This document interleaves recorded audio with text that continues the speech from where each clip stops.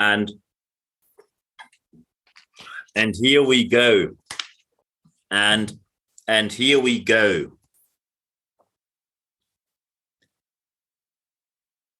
When you look around you, you might have realized that the times at the moment are a bit disturbing in one way or the other. I hope that your organization is not affected too much. However, many people wrote me emails and many people ask what's happening right now. They see that chaos is happening all over the place, and that is what we are talking about today.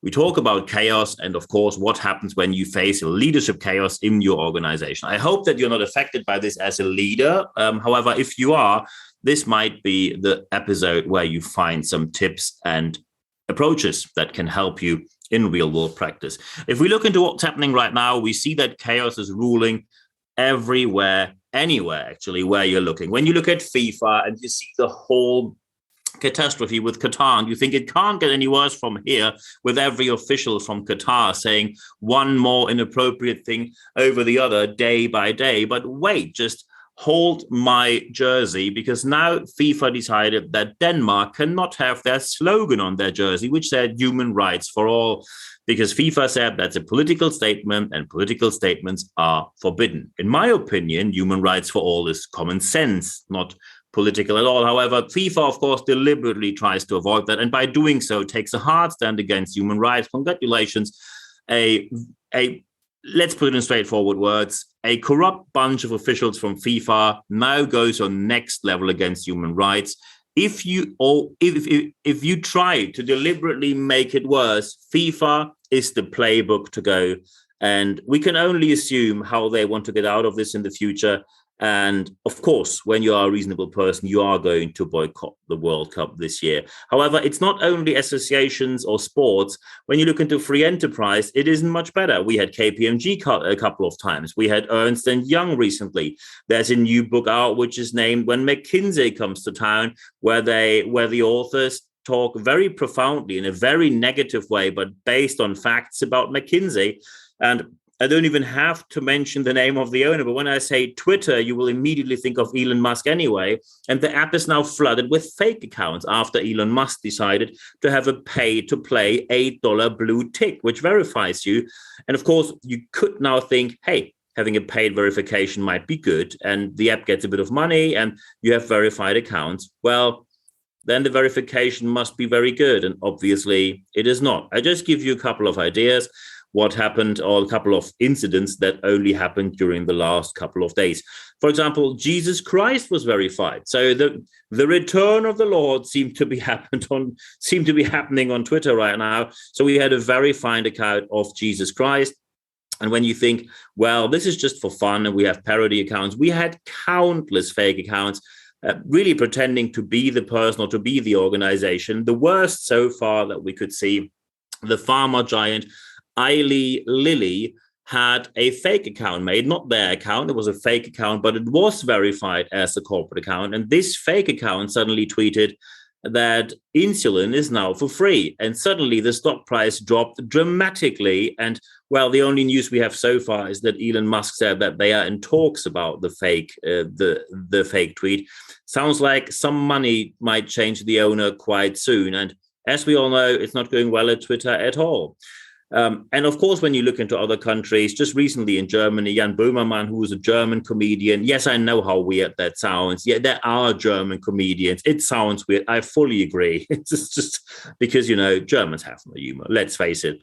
But a German comedian who works for the public TV criticized the public TV massively and called for a reform, naming countless cases of corruption in public TV circumstances. So no matter where you look into the world of association or sports or free enterprise or the public sector, public TV, you see it is chaos all over the place. And we now have to look at how to do it better, because we know that chaos cannot be the standard. However, we now have to see what is it that chaos actually is, because chaos means you have to take accountability. However, when you don't know what you're talking about, that doesn't help at all. So let's say you have some sort of graph. I don't want to push you back to math, but it gives you an orientation. Let's say when you have the x-axis, that's the horizontal one. Let's say you have either a close to certainty situation or a far away from certainty situation, left to right. And let's say on the y-axis, which is the vertical one, you have either close to agreement or you have far away from agreement. And when you now look into what can that mean, we have 4 different stages of what can happen. So let's say you are close to agreement and close to certainty. That is what we call simple. A simple, for example, fact. When someone says, hey, the sun is shining yellow, then probably any reasonable person will agree. It is close to agreement, it's close to certainty. As soon as you get into a different situation where you are not quite sure. So, for example, when I say, how does a car or an automobile engine work? When you're not an engineer, and of course, I have to bring up this example because I'm German, and as you can probably hear by my charming accent, when something is in the situation where you say, well, I'm not that close to agreement that there's just one way, and I think there are more ways, and I'm not close to certainty how it works, that is what we call complicated. And now it is very important to distinguish between complicated and complex. A car engine, the engine of an automobile, a car engine can be complicated. However, when you really sit down and want to learn it, you will find out how the car engine works. That means it's complicated. Complicated can always be understood, unlike, for example, complex. And this is why we have to distinguish complicated and complex. Complex has a huge range, can mean that you are pretty far away from agreement, pretty far away from certainty. Often it means that there are factors that are relevant but beyond your control. So, for example, when you work in politics, you, of course, can try to influence the public opinion and you can try to steer them in a certain way. And you probably can look into polls. However, you don't really know how the result will be until you have the result. I'm not going to talk about the US midterms right now, no worries. But complex always means there are aspects beyond your control. And when you think, okay, it can't get any worse, well, it can. Because the highest level, and that's level 4, means chaos, chaotic. It means you are very far from agreement and you are very far away from certainty. And this is the moment where you will see if a leader is able to do their job. Because chaos and chaotic leadership means that even in these situations, when you are a good leader and not a chaotic leader, when you are a good leader, even in moments of chaos, you are able to make a decision. And of course, people might now say, hey, how can I make a decision when I don't know what's happening, when I don't know what's going on? I know this might sound terrifying to many, but there will be situations where you do not know what to do because you never had the case before. I just give you a very simple example. When the pandemic began, no one knew what to do because we didn't have a pandemic before. No chance to do anything.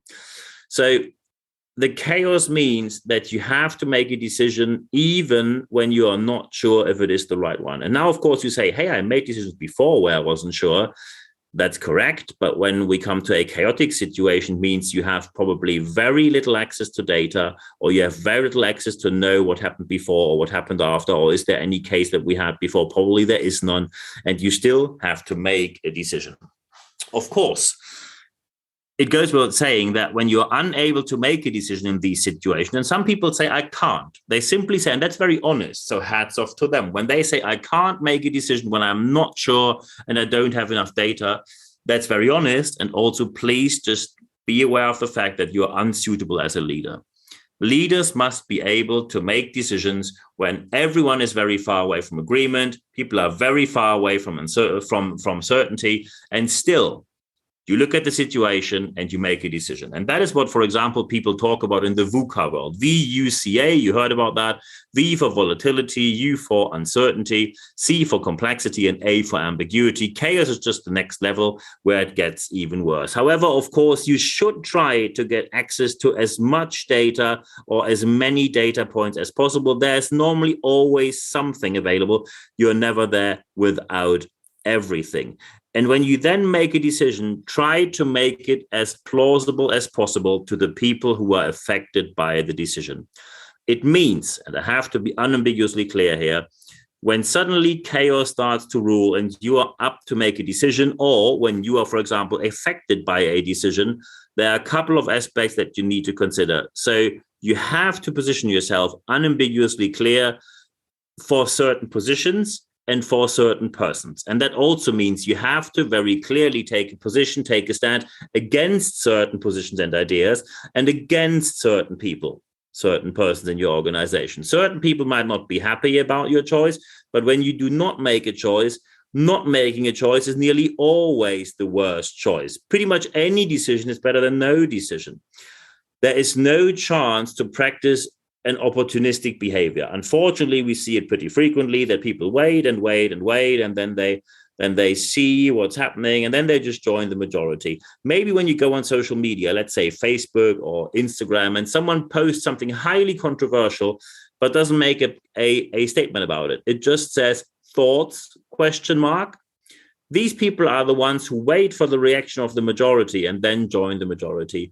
One person called them, and I'm sorry for the wording here, but one person in my circle of colleagues called them Schrödinger's douchebag. These are people who just wait for what's happening and then join the majority. That's opportunism, and that never works in any leadership position. And by the way, when you are affected by a decision where you say, hey, you made your position clear in favor of certain positions and ideas and also against certain positions and ideas, and of course, in favor of certain people and also against certain people, when you then say the situation is not great and it probably gets worse, you have to make a tough decision, not only on the subject matter, but on if you want to stay or if you should leave. Never risk your mental and physical health just because you think you have to be loyal to someone, something, or any kind of organization. You, especially in chaotic situations, have to take care of you first. Of course, consider your circumstances, and especially as a leader, consider other people. However, when you really say, this is not my place anymore, it is the time to leave. It's the ultima ratio, the last option you have, and the last option you probably will choose. However, be aware of the fact that it is an option and you have to consider it in these situations. And of course, I published about this when you go to expert.nb-networks.com. Just put your email address in there. And every Wednesday morning, you get access to anything that I published during the week, of course, free of charge. It's 100% content, ad-free guarantee. And of course, when you now say, hey, by the way, I again have to say thank you very much. The episode last week took off again. We had a top 10 positioning in Austria. We had a sextuple, so 6 times we were on the top 250 in different countries again. So thank you very much for that. If you now say, hey, can we just have a chat? And yes, last week we had a couple of very angry emails from Elon Musk fan people. Sorry, people, I just made my point based on facts. I know that makes you angry because you just want to have your hero looking great. Just stick to the facts and then we can have a nice chat. If you like to email me, and I had some very good discussions and very good aspects and some very nice phone calls and Zoom meetings from that. And just feel free to drop me an email, nb@nb-networks.com, and then we take it from there. And of course, when you now say, hey, I've got something very specific. It's a training, speaking, coaching, consulting, mentoring, or you say we need a project or interim manager, or we have an event. Can you speak there? Can you host it? Of course I can, but we can also just chat about your questions and take it from there. It doesn't cost you a penny.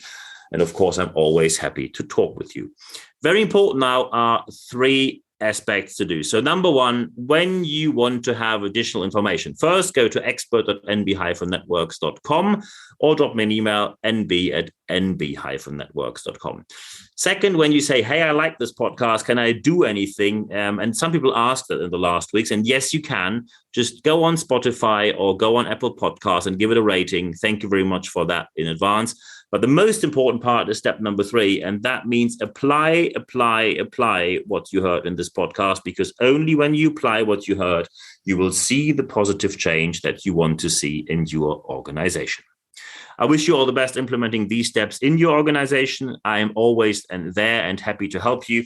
Just let me know, and then let's have a chat. I wish you all the best now implementing these steps in your organization. And at the end of this podcast, as usual, there's only one thing left for me to say.